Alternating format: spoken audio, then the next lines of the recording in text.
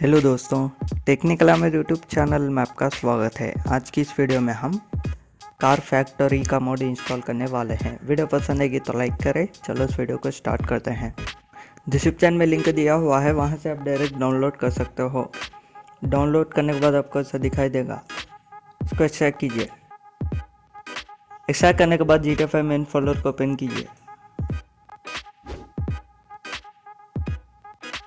तो दोस्तों, इस मोड को इंस्टॉल करने के लिए आपको मेन्यू ट्रेनर की ज़रूरत होगी। उसका इंस्टॉलेशन का वीडियो आपको कार्ड पर दिख रहा होगा। मेन्यू ट्रेनर को इंस्टॉल कर लीजिए।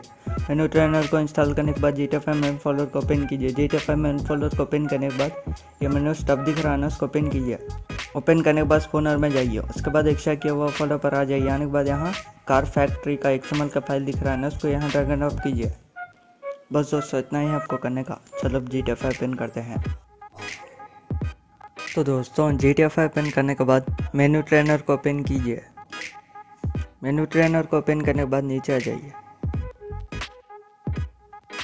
नीचे आने के बाद यहाँ ऑब्जेक्ट स्पोनर दिख रहा है ना, उसको ओपन कीजिए। ओपन करने के बाद फिर नीचे आ जाइए। नीचे आने के बाद यहाँ मैनेज सेव्ड फाइल्स दिख रहा है ना, उसको ओपन कीजिए। ओपन करने के बाद फिर नीचे आ जाइए। नीचे आने के बाद यहाँ आपको दिख रहा होगा कार फैक्ट्री XML, इसको ओपन कीजिए। ओपन करने के बाद लोड प्लेसमेंट्स में जाइए।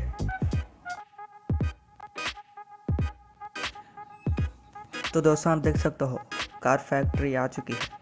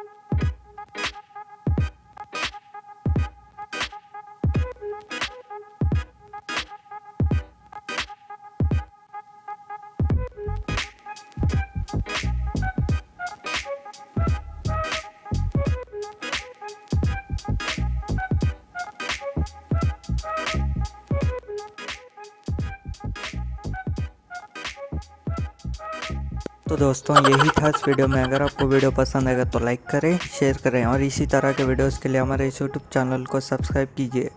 Thanks for watching.